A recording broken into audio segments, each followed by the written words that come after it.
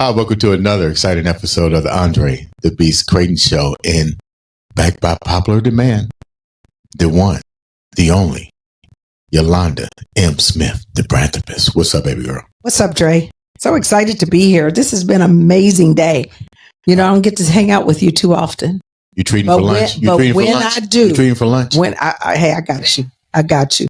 What would you like? Lobster, steak, some sea bass? It's so fun. I'm getting ready to have surgery next after Mother's Day. So I think I can use a nice fat filet mignon. I bet you could. Because that knee gonna look like one. The other one already looks like one anyway. But you've been away for a while doing your own thing. Welcome back to help co-host and stuff. What have you been doing? Tell the viewers what you've been doing. Wow, it's been really busy. So, you know, this year has been sort of a turnkey year, given everything that's going on in the political environment and so forth. And as a woman entrepreneur, it's super important that you are very agile and flexible. And so one of the things I did is I started going back into the corporate sector with my personal branding and professional development training. I know. I remember when you told me, I said, what the hell are you doing? Yes. Brand Builders Leadership Academy was birthed earlier this year. And so, you know, I'm working with some clients, some corporate clients, and working to get some more corporate clients, still doing the branding, still doing speaking, and just really trying to help women particularly to really get sustainable businesses off the ground, because the number one growing segment in entrepreneurship is women entrepreneurs. And so one of the things we know is that most businesses are out of business within 5 years. Yeah. And there's various reasons for that. Obviously funding, but giving up too soon and just not having the business framework in place to know, and strategic, playbook to know what it is to do to get you where you want to go. So that's what I've been doing. So let me, you know, there's always a method in my questions, right? So with that said, it's going to lead into the show, our guest, right? You've taken a risk. You left corporate America. I can say the name of the company, right? Am I allowed to say? Well, I worked for several, but the last one. Okay, Eli Lilly's. You're well known there. I was in the pharmaceutical industry. Right. But you took a chance. Yes. On yourself. And you've mentioned something else. You'd had many ventures. But the toughest venture, I would say, I think I can speak because I know you, was really taking the gamble on yourself. Correct. Right? Correct. Roll with me as I get ready to introduce our guests here. Okay, I'm with you. You mentioned the trials and the struggles and the lack of sometimes resources, the lack of support because you were female. Yes. But you got all kind of things on your resume. But to start this new journey on your own was met with a lot of resistance. Yes. A lot of questions. And there were, let's be honest, I know there were times that you was like, throw in the towel. I'm gonna throw it in. I'm gonna just go working 9 to 5. But you decided to stick it out with it. So with that said, hold that thought for a minute. Hold that thought. We have a guest on the show. Boy, I'm good. You are good. That's a transition. That's a transition. So we taking your reputation to reward method, your brand message, the believing in yourself. And I've just seen it resonate through our guests. Let me tell you about the guest a little bit. She's done everything. A lot. I thought your resume was thick. Oh my God. If she was a criminal, she would be arrested. They wouldn't even ask her anything. They would look at her jacket and be like, you're going to jail automatically. On what grounds? Too much shit. And too much stuff on your jacket. But I love it. Military career. Now she's in the movie career. Isn't that amazing? It's truly amazing. Community involvement. She's doing everything. Law enforcement. Post office. Well, you know what it reminds you of, and then we can introduce her. It reminds me of this. She's brilliant because let me tell you why. They people, society will pave a path for you and tell you this is what you're supposed to do. Right. And we were taught, you go to school, you go get a job, you stay on the job forever, you get a pension, you do these sort of things. Mm-hmm. She took a very non-traditional approach to things and still has moved about and is able to design her own life. Mm-hmm. And that's what you do when you have skills. For one, you got to have skill. But number two, you're able to convince other people that you have those skills. That's called influence, so that you can do exactly what it is that you desire to do. And without further ado, she's going to tell you how she took the blue pill versus the red. That's from the Morpheus movie. That's from the movie The Matrix. Like to welcome. Look, she knows what I'm talking about. She took the other pill. Like to welcome to the show the beautiful Nicole Butler Vegas to the show. Welcome. Thank you so much again for having me. And the thing was, I think I didn't talk about my childhood growing up, but I think when you have doing without, you get very innovative as an adult because you know how to work with nothing and build to have something. And it's really figuring out what you're about, not how you were raised or with what you didn't have.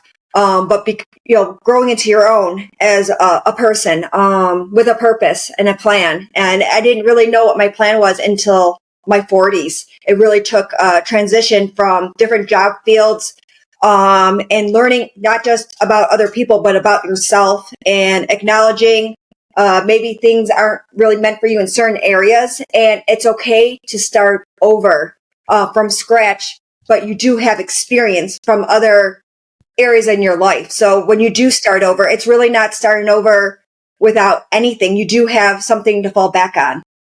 That's interesting that you say that, because I never like to use the term start all over. I like to say start again, because it's not really from scratch, because you've learned some things along the way. But that's a great segue. So if you could just kind of lay the land so that people understand who is Nicole Butler Vegas, and give us a little bit of the background and how you got to where you are now. So from my childhood, I went into the military and I went to security forces. I was deployed, Saudi Arabia, and I thought I was really tough, with my N60 and my Hummer, and I'm like, yeah. Got a little domesticated throughout the years, 27 years of having a family and raising 3 boys.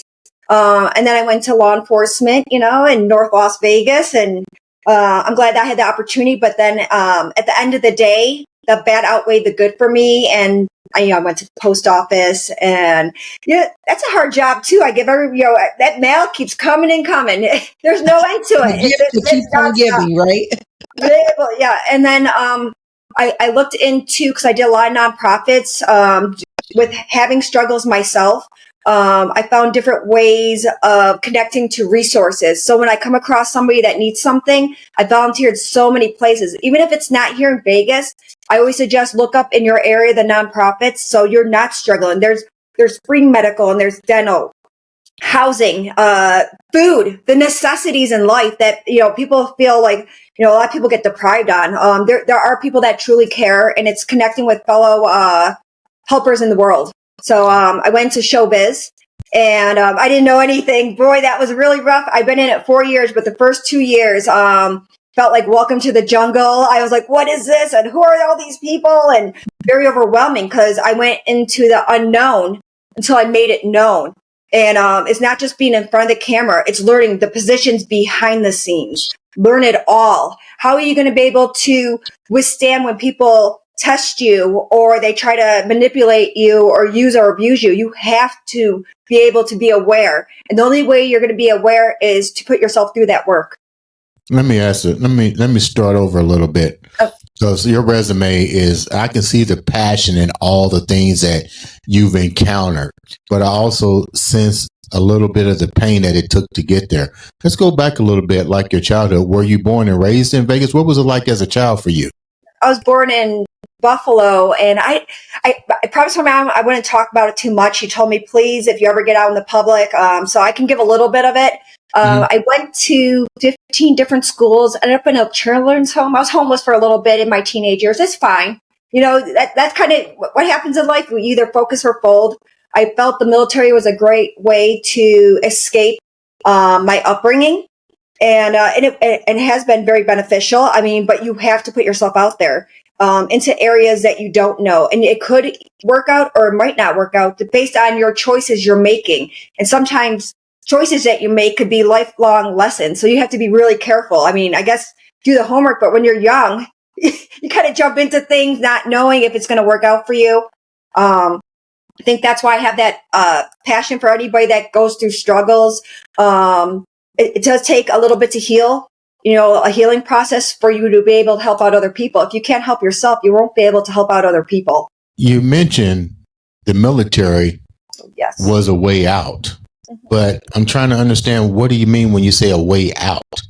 Well, my grandma that helped take me in for a couple of years, I lived with so many different people, so I know there was different ways of living and being and doing. I think if I was stuck in my one environment, maybe I would have been the product of that environment, but I got fortunate through escaping and having people open up their homes to me, or even the children's home that I was in. I think there's a lot of insight instead of being like, oh, this happened to me. All right, this happened to me. I'm aware of it. What did I learn from it? So I don't have to ever go back to certain circumstances, if that makes sense. Yeah, but what gave you that resilience? Okay, so because you're saying a lot here very quickly, you understand that. So when you think about that, though, because this is the Andre The Beast Crayton show, and we talk about having that beast mindset to be able to overcome. And so how at such a young age were you able to take that lens and not become the victim and instead become the victor in this situation? I took the opportunity to learn, be in different groups, and to not want to grow up how I did. Like, I didn't have control when I was a child. As an adult, I knew there was going to be work at hand. I just didn't know how much work to get out of the circumstances that I was in when I was younger. And so it's one thing to get out of a physical circumstance, but how do you then get out of that mentally? I just knew that I didn't want to be how my parents were growing up. I wanted to do better. I did meet my husband very young at 19 years old, got married at 20, had a child at 21. And becoming a mom, I just didn't want my child to ever look at me the way I had to look at my parents. Gotcha. I knew that I had big responsibilities being a mother, and just working together with my husband. And he also never gave up on me after 27 years. He always supported everything I did and all my wins. So I have to thank my husband, Kevin Gregg. That's amazing. And you guys are still together. Yeah. I know, right? in today's society, that is to be celebrated, right? It's very easy to give up and quit when things get tough. So that's a big deal. I sense I'm not going to dig too deep, because I know your profession is cool, and there's certain things you want to keep private. I respect that. But I also sense, talking about your mom and dad, there's a lot of pain still resonating there. So without getting too deep in that, what were some of the things that you felt a lack of before you went into the military as it pertains to your parents, without getting too deep and dirty? But that way the viewers can understand that you do have that determination, or you wouldn't have gotten to where you gotten. But people also need to understand that this was actually, according to this, what you're telling me, I can see by your emotions, this is the trigger here. You didn't want to be like them. So what were they not providing that really amplified you, that you needed? Pretty much everything. Stability, a home. I lived with a lot of different people. My parents, I think, dropped out in 10th grade. My dad passed when I was in my 20s. It was really weird. Greyhound bus. It chose differently. So I try to stay away from anybody that has substance abuse. My mom did give me good advice that they will pull you down before you try to pull them up. So being careful who I let in my environment, my family, is very important to me. And, for the greater good, you will make a sacrifice and commitment. And that's what it does take. Even though, your emotions can get the best of you at some days, you either dig yourself deeper in a hole or you get out of it. We have to be careful, don't we, with the decisions we make, the people we surround ourselves with. It's huge. They say you become the average of the 5 people you hang around. So if you hang around 5 broke people, you'll be the 6th. if you hang around 5 wealthy, good people, you'll be the 6th, right? So your environment is huge. As a matter of fact, and I'm just going to diverse real quick. There was a study done, and it was done with rats, and this was amazing. I say this all the time because it's amazing about the power of the environment. So kudos to you for getting yourself out of the environment, because the environment is huge. But what they did is they put the rats in an environment where they were very comfortable. They had plenty of food. They were fed, and those rats thrived. They also put the other set of rats in an environment that wasn't comfortable. It was very cramped. There was limited food. They were fighting. Some were killed. So it was called survival of the fittest. Now, this is what they did. Several months later, they switched. Took the rats in the good environment and put them in the bad environment, from the bad to the good. And do you know, based on the environment, the exact same thing happened to the rats in the good environment. They started becoming the rats in the bad environment when they were placed in the bad environment in a survival mode. And the ones that literally were in a bad environment started to thrive in a better environment. So environment absolutely matters. With that said, I'm going to ask you another question. We saw that the environment wasn't good for you. I'm sorry that happened. Military became outside of the military. Were there other opportunities? Because when you go to the military, that's a commitment. That's something totally different. So did you try other avenues prior to going to the military?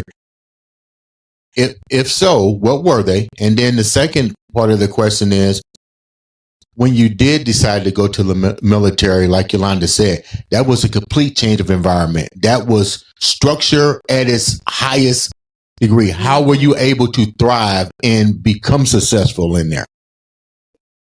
Very good questions. So I went in at 18 years old, but I had to finish my summer schooling since I was in this children's home, and I missed a credit, like half a credit. But right afterwards, I went into the military. And I'm going to give it to my grandparents. When I was with them for a couple of years, my grandma Vera, and I call them Papa. They're passed now, but they helped me, and she was very strict in her home. So I think she geared me to the circumstances. When I was in the military in basic training, a lot of people were crying at night, and I was happy. I was like, oh my gosh, I made it another day. And it was really hard because there was people, I bumped into this smaller instructor, and he's like, I go, excuse me, I had to add tassel like this, and can't have that. Yes, sir. Yes, ma'am. You will learn that very quickly, or you will be an example. So I definitely had to add to it when I was a teenager. I was very sassy and that kind of thing, and you will learn quickly. You will either, when you get squeezed, you will either focus or fold. When you get older, it's risk versus rewards. And the more experience you have, the more you can gain with information on people. And they can't fool you so much anymore. Like even in the showbiz, a lot of people are, I did this, I did that. Nothing. They want to do this and that, but they have no credibility to fall back on, which helped me in when I did law enforcement. I only did it for a year. And, I had like job guilt for 2 years. It just, it wasn't for me. A lot of safety issues. Can't save the world, and some people don't want you to be there. So, just a different avenue. I think, showbiz for that opened up a lot of doors, a lot of creativity that, when you're trained like in law enforcement or military, it's like this. There's no emotion. You're kind of like very in military bearing, but in showbiz, you can be like, express it. They want you to let those feelings out, which are very healthy and very beneficial. Right. And I like working with people from all walks of life, and their creativity level and their awareness and their experience is very honored to come across some really good people, and just opened up a lot of doors. And then I was also able to connect people to others that maybe it wasn't for me, but it was for them to meet. When you came out of the military, how long were you in there, by the way? Yeah. How long were you in the military? 2.5 years, 2.5 years. That was it. When you came out of the military, what was your mindset? And then how did you venture off into the next chapter of your life? My mindset, I didn't realize how much of a survival skill you have to have for that too, because we had a set income and we had military housing. So I ended up moving in. I was 7 months pregnant, I think, when I got out of the military. It was very hard. Ended up like the Charlie Bucket family at my in-laws' house for a little bit. It was really rough.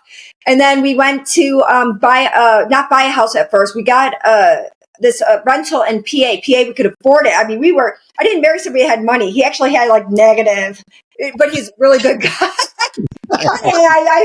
Very good guy, very easygoing, very smart in areas that I was not in. But we ended up buying our first house, I think a couple years into it. It was like for $47,000. We didn't have any money. Yeah. It was really rough. I mean, but his mom ended up giving us, I think, $2,500. So we didn't even have money for a down payment. We ended up paying her back and then taking her down the road to Hawaii for a trip. Paid it forward. Thank you so much. Kind of like reflect back. Who has helped you out? You don't get there by yourself. Right.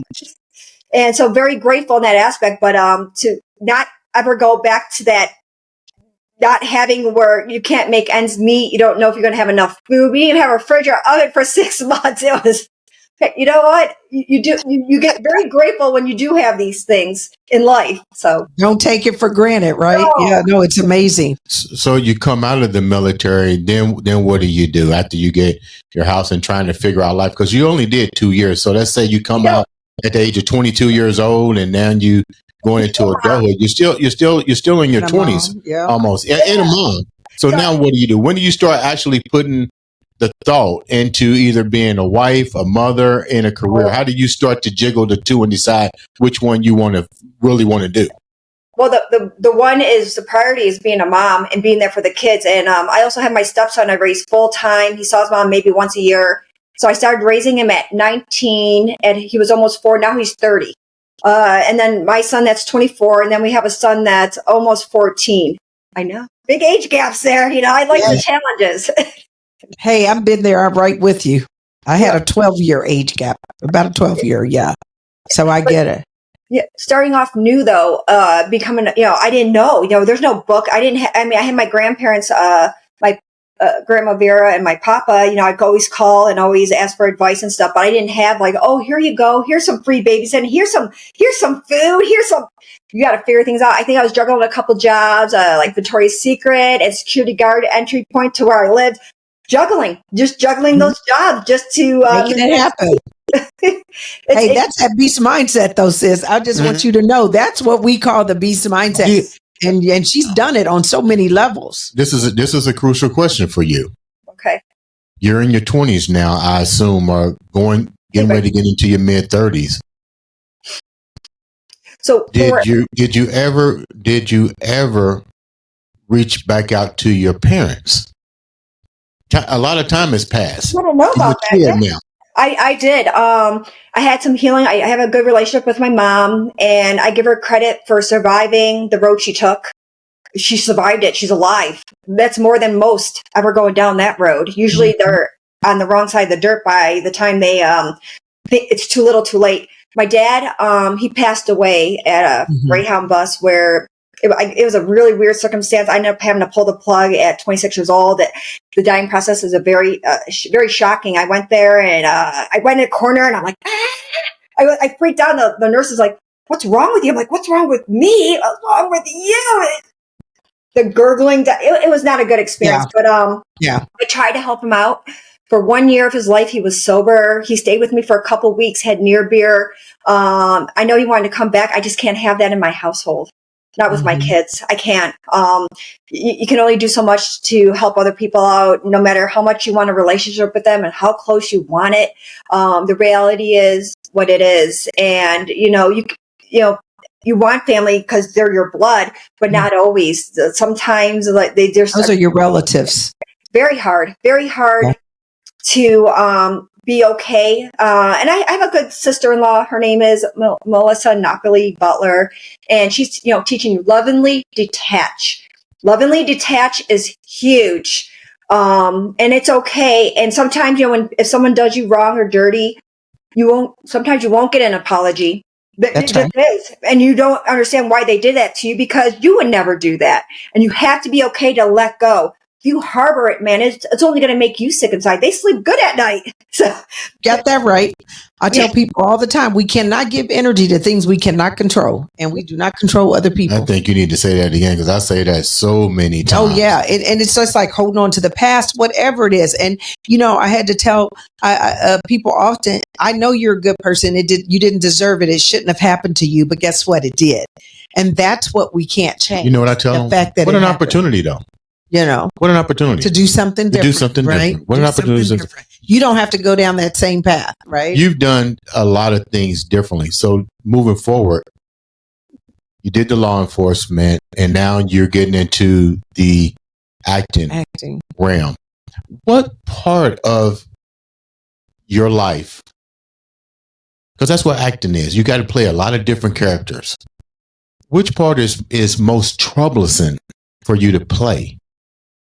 So as an actress, character developing is something that's out of your comfort zone. So if you get cast in something that you're not really familiar with, I suggest doing the character history, go to an acting coach to learn the tools to portray that character, because your storytelling, I'm not very good at that. I'm getting better. I'm getting better at it because some people, they're really good at it, and they're so convincing. I'm like, it's really hard to get out of your head when you're into a character because you worry, am I doing it right? You just have to have that confidence. And I think it takes time, and there's no cutting corners, no shortchanging people. I think when you screw people in this industry, you're screwing yourself at the end. I think what comes around goes around. I think being organic with yourself, all of it, acknowledging, because if you don't acknowledge, if people don't acknowledge, they won't be able to change. If they can't acknowledge whatever issue there is, how are they ever going to be able to change or to understand or be aware? I think it's awareness. And I wasn't just an actress, so I wanted to be a main producer, which I got to do 3 feature films on. And that's being in charge of everything, the hiring process, the locations, the proper paperwork, making sure people feel safe on set. They are safe on set. Because a lot of things, a lot of different personalities, a lot of different intentions. I guess it's the intentions of other people. What are they wanting from you? And you have to have healthy boundaries because they will use and abuse in this industry. So I've been learning to be very careful who I say yes to, because for every yes you say, you're saying no to something else for yourself. So be careful. That's amazing. Well, I got to go back and ask this question because I think we missed the answer to it. I said, out of the stuff that you've gone through, you're now in acting. And I understand the character development, but you've been through a lot. How difficult is it for you to go into these different characters, and what part of the character's development is almost like a trigger for you? It brings back these childhood things. It brings back these things that you've gone through that may or may not be difficult for you to play. Actually, the ones that I've been cast in have been really enjoyable. So I haven't had any triggers from anything from the past. I've acknowledged it, and I'm aware, and I don't hide things unless someone asks me not to share too much in detail out of the respect for them. Even though I didn't put myself through that. I was a child, so it's one of those fine lines. I'm trying to be respectful for everybody. Right. I don't know. I didn't have any challenges in the character role. I've had challenges as a main producer on putting a feature film together. So that's where my challenges lied, with people that you hire to do their job and they really didn't do their job, or they're lackadaisical. So you have to, address it, or fire people. So being in that position was very hard to have to take that initiative, and for protecting your film and really doing your homework. Not just say if you're an actress, but if you're going to be a producer and you're putting money into the film and it's in your name, and you have to be careful. You're the brand. Mm-hmm. And also people are trusting you to invest too. So you want to make sure that you get distribution. I had a red carpet. We're going to a convention to be on a panel. It's moving up. It's making sure each time you're a little bit more efficient. And you get so much knowledge and experience. So you cut to the chase, the meat and potatoes of things, when people are like, oh, I have this. I go, show me. Don't talk it. Show me you can do this. The talking, there's too many people in this industry that they talk so much and they Oh, believe me. I remember going out to LA in my earlier days, and everybody was either a model or an actress or actor, right? But for some reason, they all worked in the restaurant industry. So, I mean, they're getting there, they're aspiring, and you appreciate that because you really got to believe it before you get there, right? You got to see yourself in those roles and in those positions. So I would, in just talking with you, it seems like you've done a great deal of healing. So you've really positioned yourself now to be at a position of strength. Would you agree with that? I will agree with you, but it's more community connection. I'm here. I feel like my purpose and passion is to connect others to each other or help out in other ways. I think it's really huge. That's where my passion is. So if I feel that I'm in the showbiz and it's really not bringing that community connection or helping others or connecting others to what they need for resources, then I feel that I would stop then. But so far, it's surprisingly kept going these 4 years. This is the longest I've ever done anything. It's like, What do you like? What do you like better? Do you like being an actress, or you like production now? Because those are two different demanding things to do. Which one do you like the best, and why? So being an actress is a lot easier. You just have to worry about your scene, and you can do your table reads, and it's just really you giving it in that scene. Being a producer now, if I'm in charge of something, then it's work for 6 months. 6 months of planning, doing, putting out fires, redirecting. It's 6 months. It's very demanding. But at least knowing that if you are responsible, that you will fully do it the right way. And that's hard too, because it's very 24/7. A lot of messages, a lot of people. But I'm only going to connect people that show they can do the work, or they support others. It can't be selfish or self-centered people that are like, oh, what's in it for me, me, me, me. I can't be around that. I want to be around the team players and the fellow helpers, and I love that part. So how do you determine what you're going to work on? How do you determine? Because you're new at this, so to speak. But not as far as being an actress, but new to the actually like being a director. How do you determine what you want to invest your time in when you're doing a project? I'm actually never a director on it. Being a main producer is working with somebody that is directing, writing. I love that part, but they have to show me that they fully can complete a feature film. And now, even if someone completes a feature film, if distribution is huge. And I found out through volunteering for like these festivals that a lot of people will submit to festivals because they can't get distribution. So when they're like, I won 200 awards, all it tells me is that you can't get distribution. And that's where you want that distribution, you want that credibility, and you want to be able to show to bigger investors. Eventually you start getting these bigger investors because they know that you can do the work, and it does make it easier. But that workload, it's a lot, and it makes me question. It used to make me question, like, am I doing this right? Is this worth it? See all these people having parties and having fun, and here I am doing the grind and this. Yeah. Hey, it's the grind before the celebration, right? Yes. So I'm just curious, what do your kids think about their mom now? Seeing you go through these different stages, and now you're acting, you're producing. What do the kids think? Well, from what they share with me, that for them not to give up.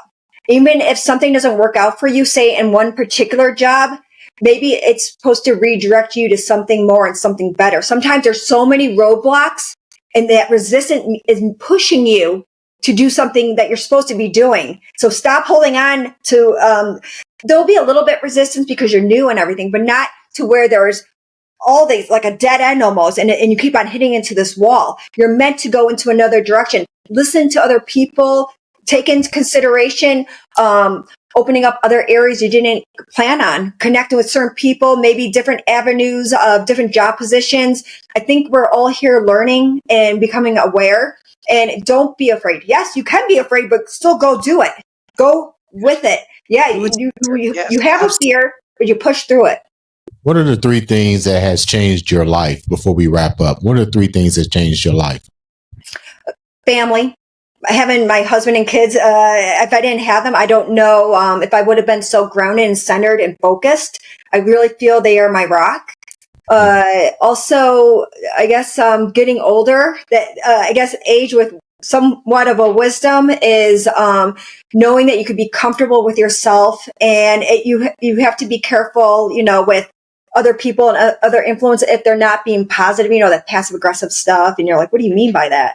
And I think having to do without, so the upbringing also was a big influence. When someone has wronged me, I try to work hard and maybe step into that position to where I could make sure other people were taken care of and that not happen to them. Before we wrap up, thank you so much for taking time out to share such a beautiful story. Thank you. I appreciate both of you. But I got to ask this question. With so many things that you've done, we read her bio. What are the 3 things that you cherish the most out of this long journey that you've been on?